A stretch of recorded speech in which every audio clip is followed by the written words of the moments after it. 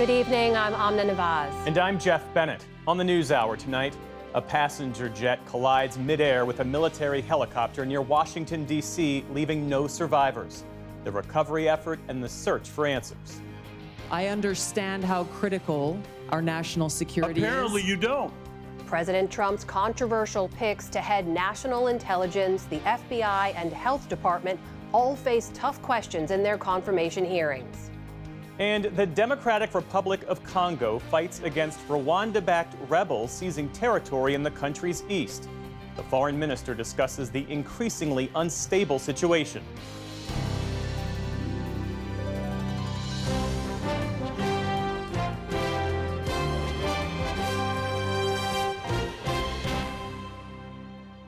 Major funding for the PBS NewsHour has been provided by Cunard is a proud supporter of public television.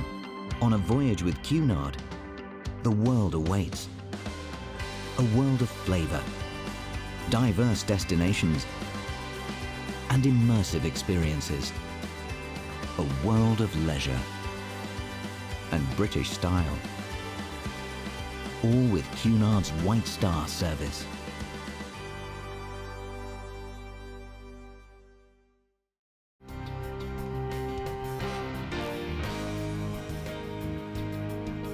Carnegie Corporation of New York, working to reduce political polarization through philanthropic support for education, democracy, and peace. More information at carnegie.org. And with the ongoing support of these individuals and institutions.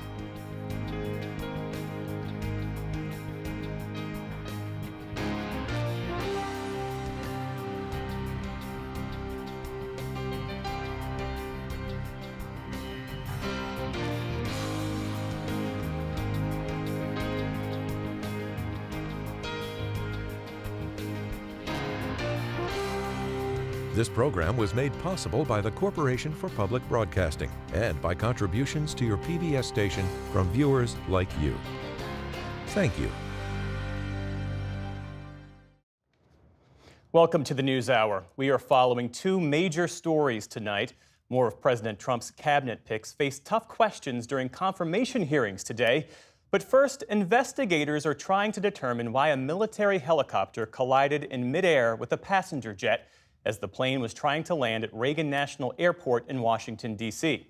Officials say they believe everyone on board both aircraft were killed. The plane, which was flying from Wichita, Kansas, was carrying 60 passengers and a crew of 4. 3 soldiers were aboard the Black Hawk helicopter. It is the deadliest air crash in the United States in more than 2 decades. John Yang begins our coverage with this report. This is the terrifying moment of impact when an American Airlines flight with 64 people on board collided with an Army helicopter as the passenger jet was landing at Washington Reagan National Airport. Did you see that? The fiery crash came just before 9 Wednesday night, triggering a massive search and rescue effort. Hundreds of first responders frantically probed the icy water of the Potomac River. At daybreak, Washington, D.C. Fire Chief John Donnelly said they'd recovered dozens of bodies, but no one's still alive. Despite all those efforts, we are now at a point where we are switching from a rescue operation to a recovery operation. At this point, we don't believe there are any survivors from this accident. Today, the wreckage of the Bombardier CRJ-700, a popular regional jet, sat in waist-deep water, split into 3 pieces. As first responders continued their work, questions swirled about how the crash could have happened on a clear night in the nation's capital. During a White House news conference, President Trump blamed the 3 soldiers flying the helicopter. The people in the helicopter should have seen where they were going. I can't imagine people with 20/20 vision not seeing, what's happening up there. Again, they shouldn't have been at the same height. He also blamed, without offering proof, DEI policies that he said had been set in motion by former Presidents Obama and Biden and former Transportation Secretary Pete Buttigieg. The FAA is actively recruiting workers who suffer severe intellectual disabilities, psychiatric problems, and other mental and physical conditions under a diversity and inclusion hiring initiative spelled out on the agency's website. I'm trying to figure out how you can come to the conclusion right now that diversity had something to do with this crash. Because I have common sense, okay? And unfortunately, a lot of people don't. We want brilliant people doing this. This is a major chess game at the highest level. Jennifer Homendy, chair of the National Transportation Safety Board, said investigators will consider all factors. As part of any investigation, we look at the human, the machine, and the environment. So we will look at all the humans that were involved in this accident. Again, we will look at the aircraft, we will look at the helicopter, we will look at the environment in which they were operating in. That is standard in any part of our investigation. On X, Buttigieg called Trump's response despicable. As families grieve, Trump should be leading, not lying. Time for the president to show actual leadership and explain what he will do to prevent this from happening again. The mid-air collision was in some of the country's busiest and most sensitive airspace, within sight of both the Capitol and the White House. Flight tracking data showed the Black Hawk helicopter was heading south along the river's path at an altitude of about 400 feet. Defense Secretary Pete Hegseth. On a routine annual retraining of night flights on a standard corridor for a continuity of government mission. The military does dangerous things, it does routine things on the regular basis. Tragically, last night, a mistake was made. And I think the president is right. There was some sort of an elevation issue that we have immediately begun investigating at the DoD and Army level. The flight originated in Wichita, Kansas, a nonstop route introduced just last year. Today, there were tributes for the dead, including Sam Lilly, the 28-year-old first officer on the passenger jet. Among the passengers on the American flight were several U.S. American figure skaters and 2 former world champion Russian skaters, now coaches, all returning from a training camp for elite skaters that followed last week's U.S. Figure Skating Championships in Wichita. Much like everyone here has been saying, is not sure how to process it. Oh, shoot, I'm sorry. Which is why I'm here. Olympic figure skater Nancy Kerrigan is a former member of the Skating Club of Boston, which said 6 of its members were on the flight, including young Spencer Lane and his mother, Christine. We just wish them well, and like the families, the courage and the strength to make the next steps. I don't know how. You look at people go through tragedies and you wonder, how do they do it? I don't know, but we're so strong. Somehow we have a reservoir to dig from, and each one of them are strong enough to get through this somehow. Doug Zegheib is the club's CEO. Skating is a very close and tight-knit community. These kids and their parents, they're here at our facility in Norwood 6, sometimes 7 days a week. It's a close, tight bond. And I think for all of us, we have lost family. The NTSB says it'll have a preliminary report in 30 days, but a final report won't be ready until they have final conclusions. They're still scouring the debris field at the bottom of the Potomac for evidence to help in that investigation. Of course, the key will be the flight data recorders, the so-called black boxes from both the helicopter and the passenger jet. But NTSB officials say a priority now is recovering the remaining bodies so that families could be reunited. Amna.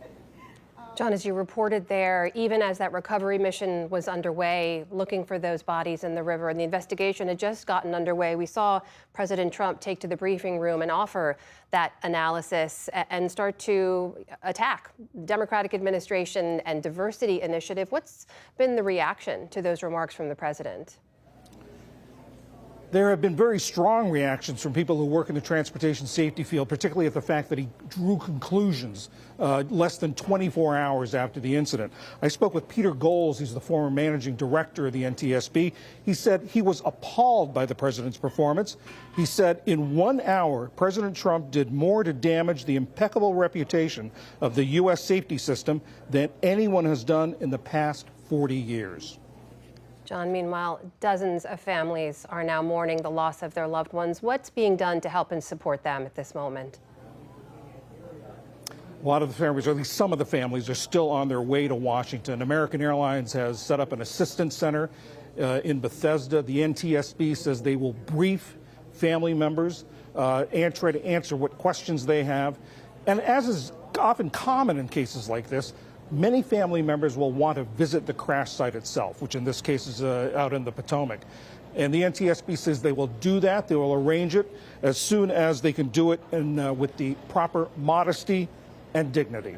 Anna. John Yang at Reagan National Airport for us tonight. John, thank you.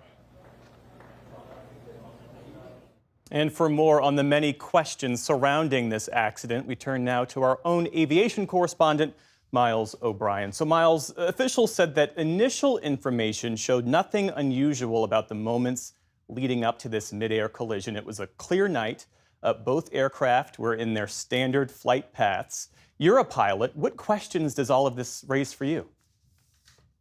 What was happening in the cockpit of that Black Hawk helicopter? You are correct, Jeff. Both of them were on the horizontal path that was prescribed. The airliner was making that left-hand turn and lining up for runway 33, right where it should have been, at the altitude it should have been. The helicopter was on a helicopter corridor directly beneath that flight path by only about 200 feet difference on a good day. In this case, however, they were at the same altitude at the same spot. And so the question is, why was that Black Hawk helicopter not where it should have been? Air traffic control did radio them and tell them there was traffic to look out for. They acknowledged that they saw it. And the important point here that everybody should understand is that all those helicopters which buzz up and down the river at 200 feet thereabouts are flying under visual flight rules, meaning it is see and avoid. The pilot looks out the window and is responsible for avoiding a collision. It is not under direct control of air traffic control. In this case, air traffic control gave a warning. They acknowledged their warning. And then almost immediately there was a collision. Well, a question about that, because as you say, both the passenger jet and the military helicopter were under the control of air traffic control at Reagan National. The New York Times is reporting that an internal FAA report suggests that the controller on duty last night was effectively doing the job of two people, that there was not, this is a quote, not normal, the staffing was not normal for the time of day and the volume of traffic. How has the FAA really grappled with this air traffic controller problem? They have been behind the power curve on this for years now. This is a direct outgrowth of the pandemic, during which time a lot of air traffic controllers retired or there was attrition.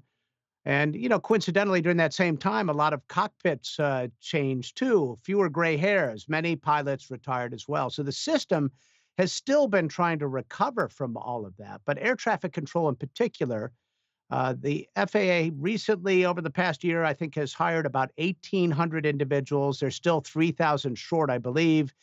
But you don't hire them right off the street and put them in the tower cab at Reagan National Airport. It takes quite some time to train these individuals to make them safe for duty. Having looked at this accident so far, there's nothing I see here that points to air traffic control failure, however, Jeff. The warning was issued by the tower when it saw on the radar a potential collision. The helicopter, which was under visual flight rules, supposed to avoid traffic, acknowledged that the traffic was there. So right now, I don't see an air traffic control problem in this specific instance, but writ large, this is a big problem. We saw President Trump today take to the White House briefing room and blame diversity initiatives for this collision with no basis beyond the fact that we know that this is a familiar and favorite attack line of his. How does that sit with you? Well, for one thing, to have anybody outside of this investigation coming to conclusions while there are still literally bodies strapped into seats underneath the river is a little bit shocking. And it does undermine the integrity of the investigation. And it impugns a body of a group of individuals who are committed to aviation safety and simply getting the facts straight so that we can learn from these incidents and perhaps make things safer the next time. And I will tell you, Jeff, I am a pilot and I am also an amputee. I have one arm. And I had, in order to be recertified as a pilot, I had to go through huge hurdles and hoops. And there was not a single, they don't grade on a curve because I have one arm. I met every safety standard an able-bodied person would. And that goes all across the FAA. Safety is number one. And there is no factual basis to say there are individuals in jobs with disabilities who cannot perform at the same level an able-bodied individual would. So it's unfortunate to have that kind of distraction. And I think, frankly, for the families of loved ones, it's just, a further piece of the tragedy at this point. Lastly, Miles, D.C. is a unique place when it comes to aviation, as you well know. You have military aircraft, civilian aircraft, often sharing space. It's not uncommon to see military helicopters around Reagan National Airport. Complex, complicated, crowded airspace. I guess the question now is it too crowded and too complex? How do you see it? It is. It's an accident that's been waiting to happen, but it can be fixed, Jeff. These helicopters at certain points in that route need to stay along the river. They don't want to be flying over downtown Washington. But right across from Reagan Airport is a military facility in Anacostia. There's no reason that helicopter corridor route can't be bent a little bit to extend over land there and a little further away from Reagan National Airport so you can increase the distance between those approaching aircraft overhead and the helicopters. I am hopeful that at long last this would happen. Miles O'Brien, grateful as always to be able to draw on your insights. Thank you. Welcome, Jeff.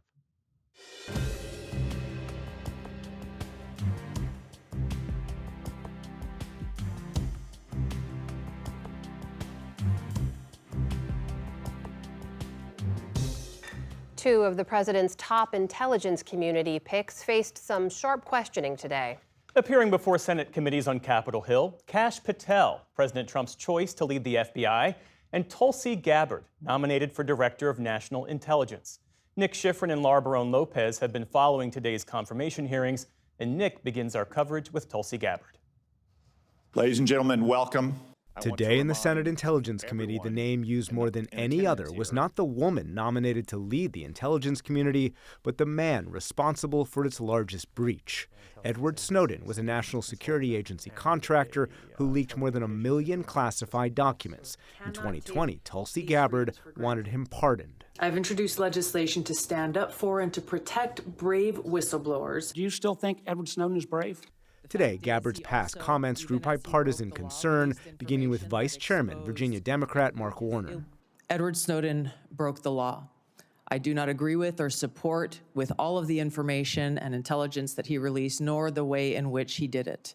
Oklahoma Republican James Lankford. Was he a traitor at the time when he took America's secrets, released them in public, and then ran to China and became a Russian citizen? Senator, I'm focused on the future and how we can prevent something like this from happening again. Colorado Democrat Michael Bennet.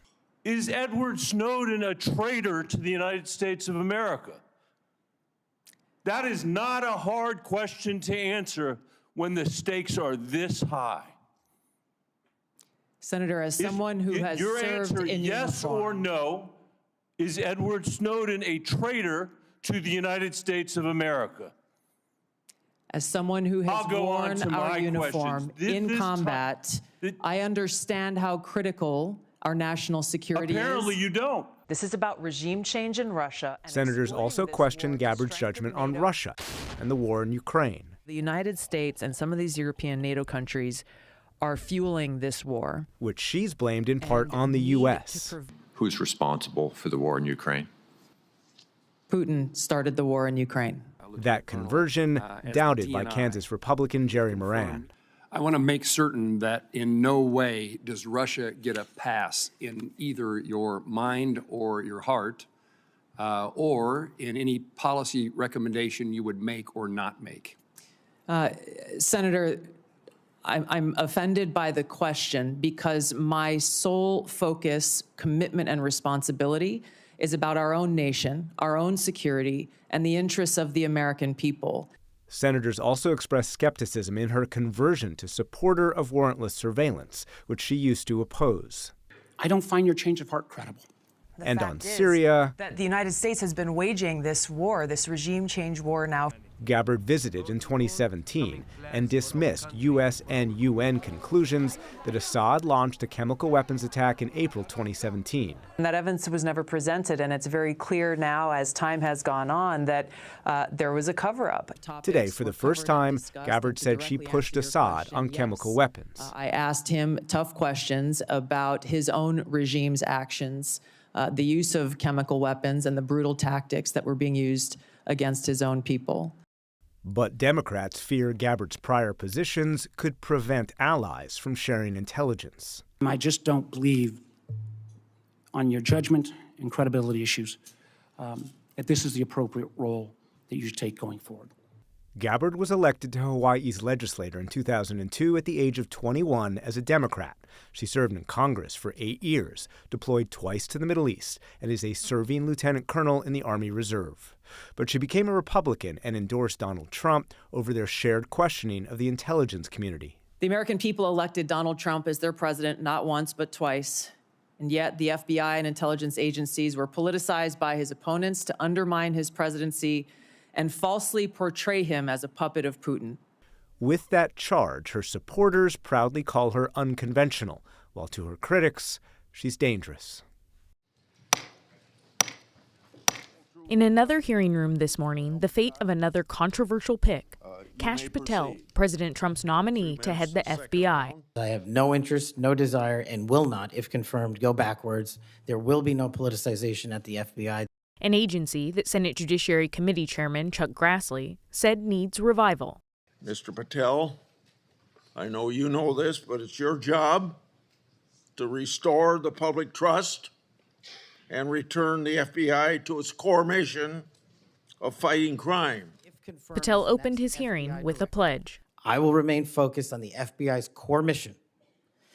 That is to investigate fully wherever there is a constitutional factual basis to do so.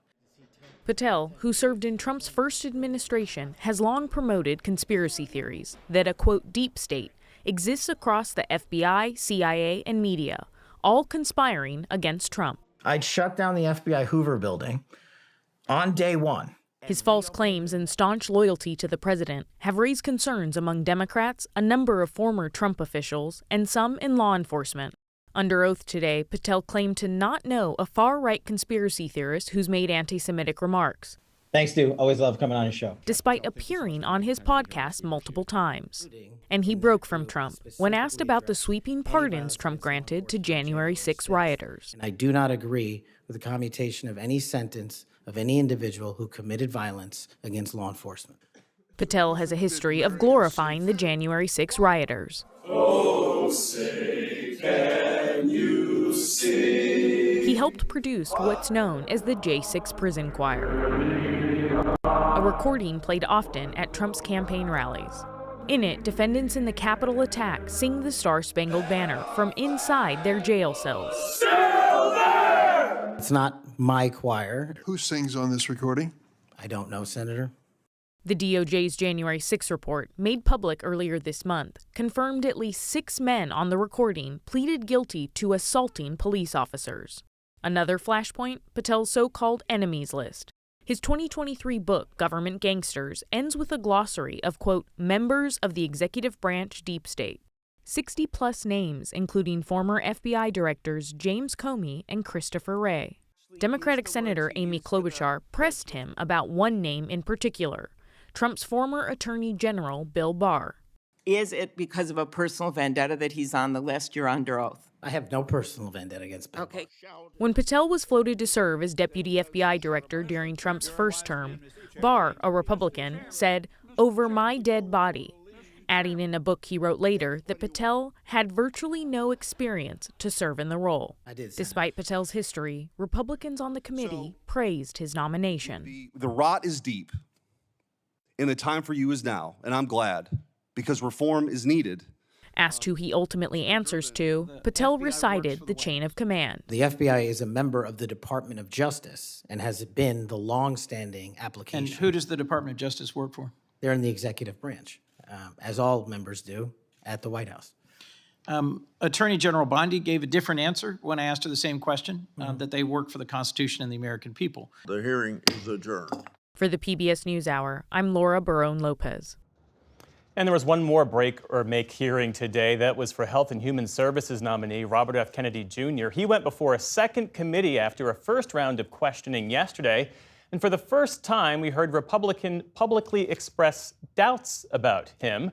Our Lisa Desjardins was there. She joins us now. So, Lisa, what were the major differences between the second hearing and the first one? This was a much sharper hearing and potentially more impactful as well, Jeff. This was the Senate's Health Committee, and it is chaired by a potential swing vote, Senator Bill Cassidy of Louisiana, who also happens to be a trained physician. Now, he, right at the top of the hearing, said something we hadn't heard yesterday, which was he said he has real concerns as a Republican of past misleading and unfounded statements, he said, by Kennedy about vaccines. And then he asked a direct question to Kennedy. Will you reassure mothers unequivocally and without qualification that the measles and hepatitis B vaccines do not cause autism? Senator, I am not going into the agency with any. Well, that's kind of a yes or no question, because because the data is there. And that's kind of a yes or no. And I don't mean to cut you off, but that really is a yes or no. If the data is there, I will absolutely do that.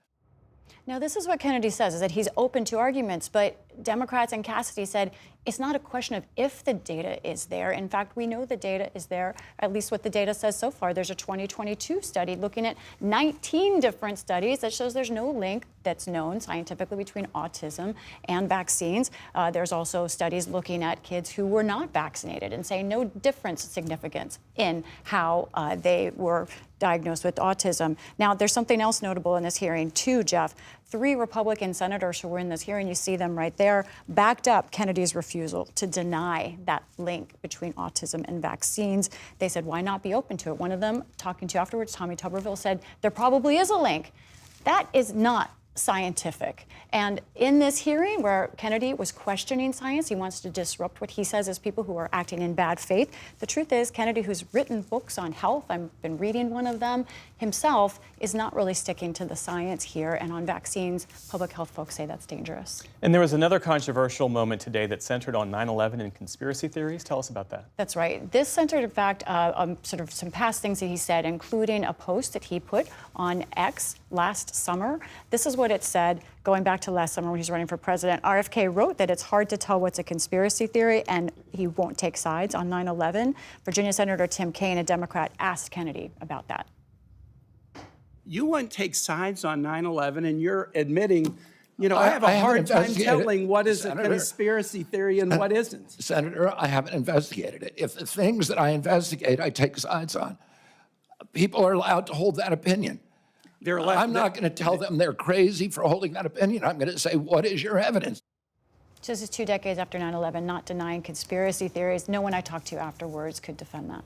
So these 3 nominees today, RFK Jr., Tulsi Gabbard, Kash Patel, controversial by any normal standard, but we're not living in normal political times. I mean, will they have the votes? Okay, here's where we are right now. It looks like Patel is doing well. He's on track for confirmation at this moment. Gabbard had a tough day today, and I think especially from Republicans, I'm hearing there is some talk of trying to convince President Trump to pull her nomination. Now, Kennedy on the bubble. It really comes down to a question of Trump and the pressure he puts, how much he's committed to these nominees. Lisa Desjardins, thanks as always. Welcome. For more now on the confirmation hearings of Tulsi Gabbard and Kash Patel, I'm joined by 2 leading voices in the intelligence community. Frank Montoya Jr., national security analyst and retired senior FBI official, and Jamil Jaffer, executive director of National Security Institute at George Mason University. Gentlemen, welcome and thanks for joining us. Jamil, let's begin with Tulsi Gabbard here. What concerns did you have about her potentially occupying this role as the nation's top-ranking intelligence official going into the hearing? And were those concerns answered after the hearing?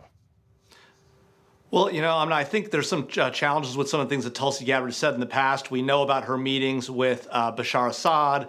We know about what she said about the invasion of Ukraine by Russia. And obviously, we saw today very tough questions about Edward Snowden and her views on him and whether he's a traitor or a whistleblower. And she did not affirmatively say that he was a traitor, even though a number of members of the Senate asked her that question. So I think those were open questions going in. I think she punted on some of those, but on the toughest questions, the ones on Snowden, she didn't do what I think she needed to do, which is to come out and say affirmatively what the vast majority of the members of that committee believe, if not all of them, that he in fact is a traitor to the United States, having violated the laws by disclosing classified information publicly along a variety of programs, many of which, almost all of which, have nothing to do with the privacy and civil liberties of Americans. And Jamil, just briefly on those two examples, the meeting with Bashar al-Assad and the comments about Snowden, why do those two examples in particular sound alarm bells within the intelligence community?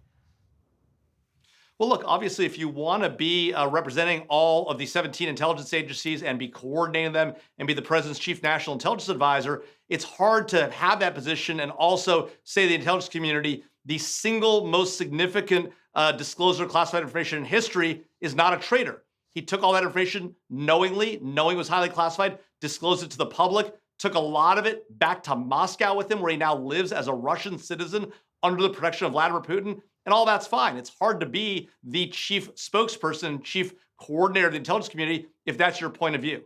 All right, Frank, let's turn to Kash Patel now. You saw, of course, he faced a lot of tough questions in that hearing. And I want to bring to you just a piece of news as well. CNN is now reporting that at least 6 senior FBI officials have been ordered to retire, resign, or be fired from the agency by Monday. Some of them, CNN reports, were notified of that while Mr. Patel was in his confirmation hearing. You saw him face those questions about a potential campaign of political retribution here. Do you have concerns about that after watching his hearing performance? Yeah, to me, this is just more evidence that that's going to happen. That it's not going to stop with his nomination, and he's going to do what he told these senators that he would do, which was to act in accordance with the law. The White House is going to call the shots here. They're going to just continue to take aim at who they consider their not just political enemies, but personal enemies in some respects. I mean, you look at that.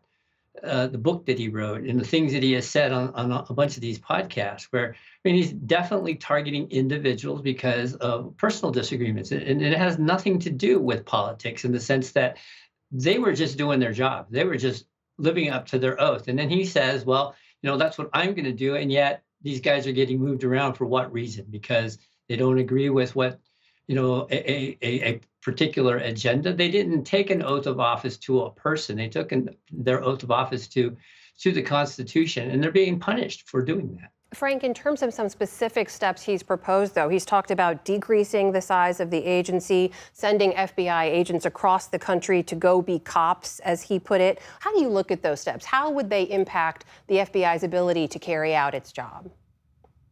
If the effort is to make the organization more efficient in the execution of its duties, that's fine, but that's not what this is about. I mean, these 6 individuals that have been told to either retire, resign, or quit, that's case in point. The reality of the situation is the FBI is not broken. It is not corrupt.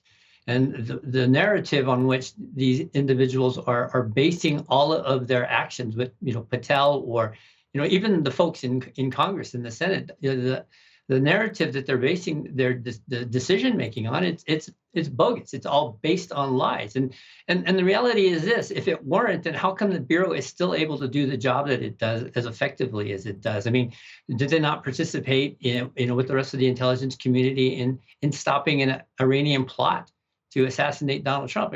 The work goes on, and yet all the focus seems to be on settling scores. And there's no way, if he's focused on settling scores, that Patel is going to be able to lead this organization. Jamil, let me ask you to take a step back here, because when you look at both of these nominees, the roles that they would fill in this Trump administration, their qualifications, their evolution of thought, their relationship to President Trump, what do you think their confirmations would mean for the larger intelligence community, how it works and how agencies work together? Well, look, obviously, these are nominees that the president believes in and supports as of today. Whether he maintains his support for somebody like Tulsi Gabbard down the road under pressure from the Senate, we'll see. But if both of these individuals are confirmed, in particular Gabbard at DNI, I think you're going to see concerns amongst the intelligence community about whether they can trust somebody in that position who's defended a thief of government information, a traitor like Edward Snowden, somebody who said that the single most critical intelligence community collection tool, Section 702, is something that should not be reauthorized. She's changed her position on that in the last few weeks, but that was her position for a long time. Somebody who's cozied up to a dictator like Bashar Assad, who used chemical weapons against his own people, and she's questioned the credibility of intelligence that demonstrates he used gas against his own people. So, these are hard questions. And with Kash Patel, right, look, this is somebody who served in the Justice Department at the National Security Division. He knows the space. At the same time, he wrote a book entitled Government Gangster. He wrote a book listing a bunch of executive branch officials,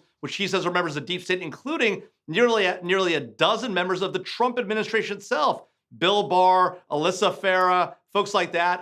And so, Pat Cipollone, who I know from the Justice Department, these are people who served in the Bush administration, in the White House, the Justice Department, elsewhere. And so you've got to say, are these the right kind of people that President Trump wants to put in place? He's said they are. We'll see what the Senate does about it. But I do think, particularly with Gabbard, he's going to come under significant pressure to address that nomination. Frank, I've got less than a minute left. What's your take?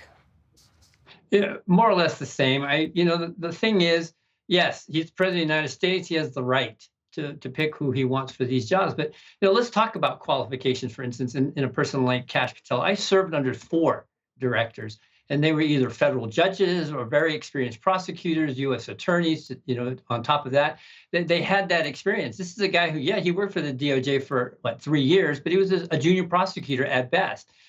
A junior prosecutor at best. So the challenge is, what kind of experiences does he have to lead an organization like this, where it's not just about criminal investigations, but it's those very critical national security functions that the Bureau is responsible for. It's a challenge. Frank Montoya Jr., Jamil Jaffer, thank you to you both. We appreciate your time. Thank you.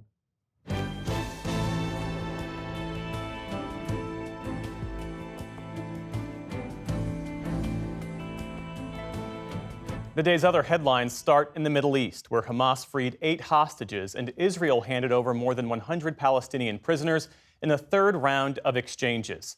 Israel briefly held up its side of the swap after a chaotic handover in Gaza. Video shows a crowd surrounding the van carrying several of the hostages. One of them was visibly shaken as she was escorted through the mass of people. Later, buses of Palestinians set to be released were seen leaving an Israeli prison. Israel's prime minister said he secured a guarantee from mediators that future handovers would be done safely. During the release of our hostages today, we all saw shocking scenes. We made it clear to the mediators that we do not intend to accept any risk to our hostages. And I will add, whoever dares to harm them will pay the price. The hostages released today included Agam Berger, plus the German-Israeli nationals Arbel Yehud and Gadi Moses. 5 Thai farm workers were also released. They had been working in southern Israel when they were kidnapped by Hamas. Israel's ban on the UN Palestinian Aid Agency, UNRWA, took effect today. In East Jerusalem, outside of UNRWA's headquarters, far-right Israeli activists celebrated with champagne toasts. In October, Israel banned UNRWA from operating inside the country, saying the group had been infiltrated by Hamas, which it denies. Humanitarian officials say the move could have a devastating impact on aid deliveries in the region. A UN spokesperson says UNRWA was still delivering aid today, despite the ban. Officials in Ukraine say a Russian drone attack killed at least 6 people in the northeastern city of Sumy overnight.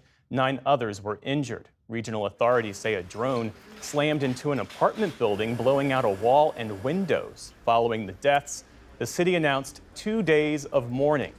Ukraine's Air Force says Russia launched more than 80 drones overnight, but most were shot down or otherwise missed their targets.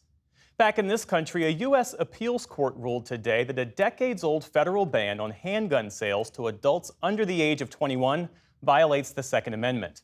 The court found that the ban is inconsistent with the 2022 Supreme Court ruling that established a more conservative test for assessing firearm laws. The original measure was adopted by Congress back in 1968. Today's ruling comes from the same court that had upheld the ban as recently as 2012.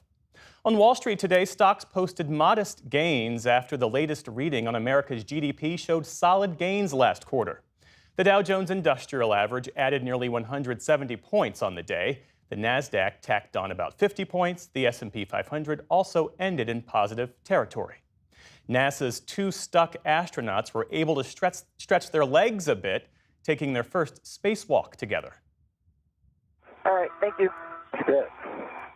Sonny Williams and Butch Wilmore floated outside the International Space Station to perform maintenance work about 260 miles above the Earth. It's the second spacewalk for Williams this mission, but the first for Wilmore, though he has done such walks on prior trips to space. The pair were only supposed to be aboard the ISS for about a week when they arrived last June, but technical problems extended their stay. They're now due back on Earth in late March or early April. And British singer and actress Marianne Faithfull has died. Considered the it girl of the swinging 60s, she was once the girlfriend of Rolling Stones frontman Mick Jagger.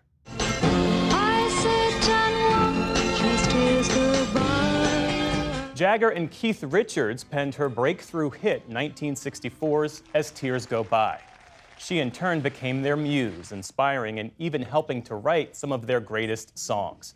Faithfull also acted on the stage and on screens big and small. Her life was marked by the highs of fame and the lows of drug addiction, even homelessness. That journey was the focus of her memoir, released in 1994. Marianne Faithfull was 78 years old. Still to come on the NewsHour, Congo's foreign minister discusses the growing war in the country's east. And musician Nico Case reveals her difficult journey to indie stardom in a new memoir. This is the PBS NewsHour from the David M. Rubenstein Studio at WETA in Washington, and in the West from the Walter Cronkite School of Journalism at Arizona State University. Parts of the Democratic Republic of the Congo are under siege by a Rwanda-backed rebel group. And yesterday, Congo's president sent a clear message, vowing to fight back. The M23 rebel group took control of Congo's eastern city of Goma along the Rwandan border in an offensive launched last week, intensifying decades-long tensions and conflict between the two nations.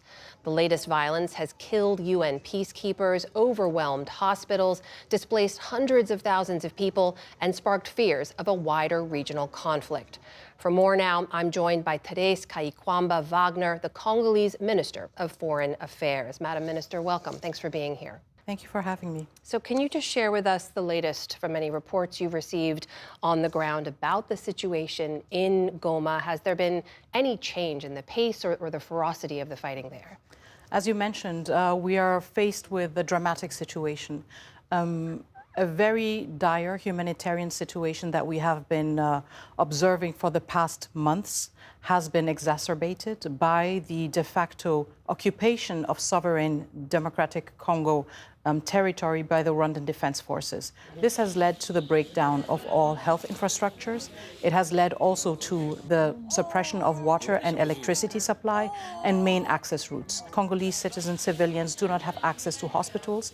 When they do, they face the risk that hospitals are being shelled. We also have the very troubling fact that within less than a week, 17 peacekeepers, United Nations peacekeepers, were killed in fighting with the Rwandan Defense Forces and their militia, the M23. It is an extremely preoccupying situation when it comes to the humanitarian aspect, but also the regional peace that is at stake. Now, you mentioned the Rwandan Defense Forces. We should point out that Rwanda says that they are not backing this M23 rebel group.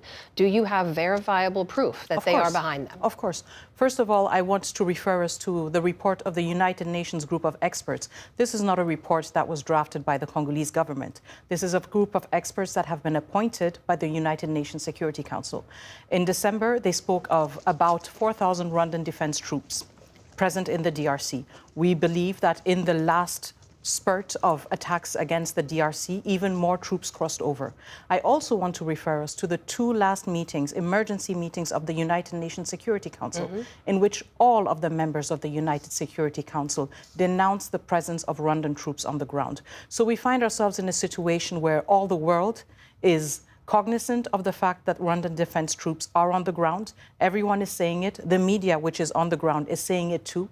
And the only voice that claims that this is not true is the Rwandan voice. For anyone unfamiliar, can you sort of briefly explain why this area in particular is of such strategic importance, why there's fighting there now? The Rwandan Defense Forces have been occupying very strategic areas in eastern DRC. I want to speak about Rubaya. Rubaya is mine in all of the region. According to United Nations experts, Rwandan Defense Forces have used forced labor to force children, women, and men to mine artisanal mines to get coltan. And in a month, the Rwandan Defense Forces exploit and transfer over 150 metric tons of coltan that are then shipped over to Rwanda and exported to global markets under the label of Rwandan Minerals. So we see that this is an endeavor that is economically driven and that has no compunction whatsoever to violate human rights, to displace thousands, if not millions of civilians, and also, again, to kill peacekeepers that have been sent by the United Nations to bring peace and not to be killed. You mentioned the United Nations Security Council. You said just this week to that council that Congo has been raising the alarm about this M23 group for the past 3 years. What do you think that the UN or the international community could have done that they didn't do that would have prevented this situation from escalating the way it is today? And what can they do now? So it is important to highlight that this situation we're facing right now, the imminent M23 crisis, is part of a larger history. It is part of 3 decades of President Kagame being unpunished and uncontrolled by the international community. This is not the first iteration of the M23. I myself worked as a humanitarian in 2012 when the M23 took over Goma, again, co-piloted by the Rwandan Defense Forces. Now, looking at what could have been done, the first point was calling out Rwanda. It took a very long time, and we welcome the fact that it was the United States of America that were the first country in the United Nations Security Council to explicitly name Rwanda as the stakeholder or as the country occupying parts of the DRC. And it took a while, but gradually we saw that other members of the council took on.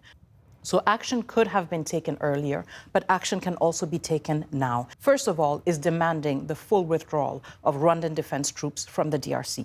Second of all, imposing an embargo on all minerals that Rwanda is exporting to the global market under the label of Rwanda, well knowing that they are mined illegally in the DRC. Third of all, Rwanda no longer deserves to contribute troops to United Nations peacekeeping missions. Rwanda has been depicting itself for the past years as a troop contributing country, bringing peace to other countries. But we see in the DRC that Rwanda is a warmonger. This should no longer be tolerated. If those actions aren't taken, what happens on the ground? If those actions aren't taken, what happens on the ground is that the objective of Kigali continues taking shape.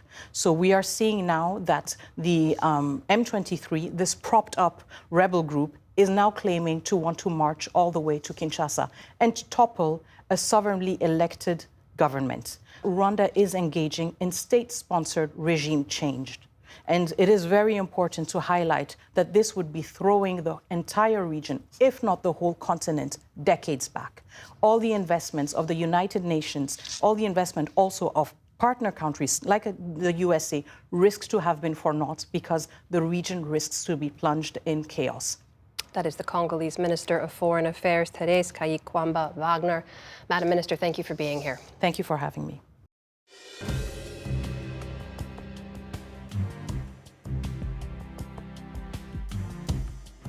Neko Case has won acclaim as both a singer and songwriter. This month, she's out with a memoir that reveals her difficult journey to indie stardom. Special correspondent Tom Casciato spent time with Case for our Arts and Culture series, Canvas. Neko Case's new memoir is called The Harder I Fight, The More I Love You. And a big part of her story is right on the cover. The cover of your book is you as a little kid hugging a cat, and then there's this big, scary-ass monster drawn behind you. The monster was kind of my buddy who protected me. That was my rage. I'm not supposed to have that rage, but that rage has saved my life so many times. I'm not getting rid of that rage. The roots of that rage are explored in painful detail in the book. Well, my parents, they both were dealing with incredible trauma, and there was a part of them that was numb and turned off, and they had a kid. And that was you. That was me. And you spent a lot of time literally by yourself. A great deal of time by myself. She describes a childhood of neglect. Her father, she says, barely spoke to her. And then if I was with my mom and my stepdad, they would leave around 6 or 7 and they would be gone till 6. Here's how she tells it in her audiobook. At the river, there was a fabulous swimming hole, big enough for 3 people, but there was almost always only me. I would go to my regular boulder, set down my towel, and immediately begin looking for bugs and animals. Put a pin in that bit about the animals. So I was only spending about 3 hours a day with other human beings, and then only my parents. There are stretches of time, she writes, that add up to literal years that I don't remember just because I was so sad. Add to the mix uncertainty about who she really was. I have never felt like a girl, but I was raised as one, loosely raised as one. Sounds like you were loosely raised. I was loosely raised, but I did try out being a girl. I really resented it. I was like, I hate dresses. I don't want to wear dresses. Get the dress. I'll get the dress off me if you don't get the dress off me. I am a wilderness, yes. Adolescence brought violence that would scar her. For you to undress. Young adulthood brought traumas of its own. But it turns out there's beauty in this story, if you just hold on a bit. If you could give a message to that little kid who was lonely and was neglected, what would you say? I would say, don't worry, you're going to play rock and roll. Play rock and roll she does, but Neko Case has a voice that can just as easily nail the lonesome in a Hank Williams cover. Oh Lord, if you hear me, please hold to my hand. Rolling Stone once called her a punk dropout who became indie's greatest singer. She started out as a punk drummer and writes lovingly about punk acts that inspired her, like Flat Duo Jets. The Flat Duo Jets are everything to me. I just remember feeling like whatever the yearning was now had a face and a sound. But she was influenced by a lot more than punk. I was helped very much by Trio Bulgarka. 3 women who are Bulgarian who sing harmonies, and they use a lot of drones. That sound was really deep. It's very beautiful, but also alarming, almost. When you're performing, do you ever want to be or strive to be alarming? I'm actually really glad you asked that. In our society and our culture, women tend to go for beautiful sounds. I'm working on a new record right now, and I'm definitely trying to not be so worried about hitting a really good note or sounding lovely. Her memoir, too, sometimes seems to strive not to be lovely. It occasionally fails, especially in the parts about her lifelong antidote to loneliness. Remember she mentioned seeking out animals? I actually found myself making a list of the animals we meet in your book.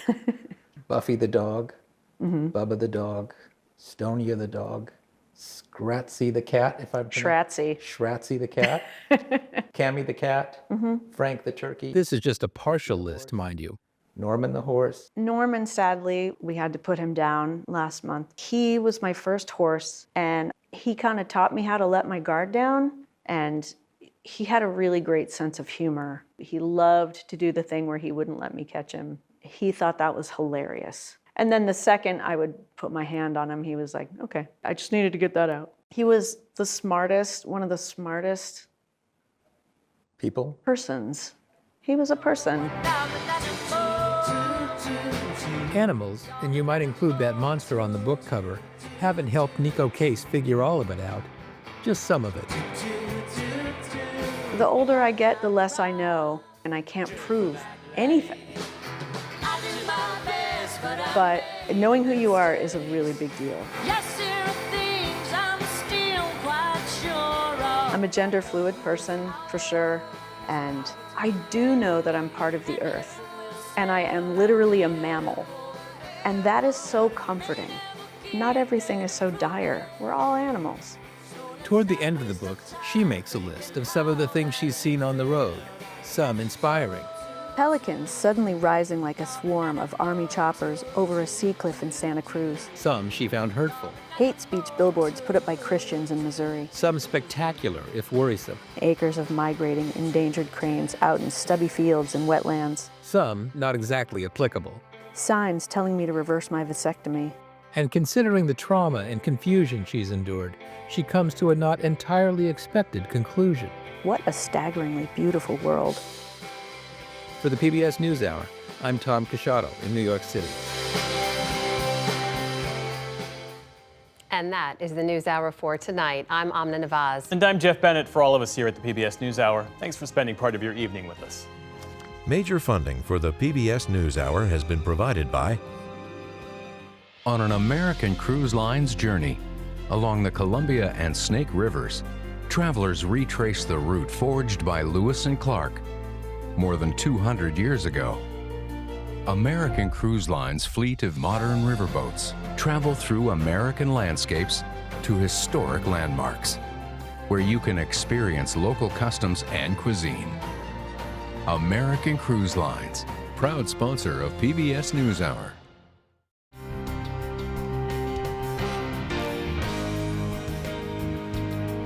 the ongoing support of these individuals and institutions, and friends of the NewsHour, including Leonard and Norma Chlorfine and the Judy and Peter Bloom Kovler Foundation. The Ford Foundation, working with visionaries on the front lines of social change worldwide. And with the ongoing support of these institutions.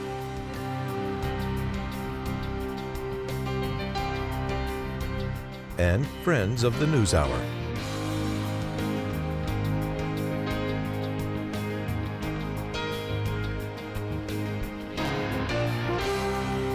This program was made possible by the Corporation for Public Broadcasting and by contributions to your PBS station from viewers like you. Thank you.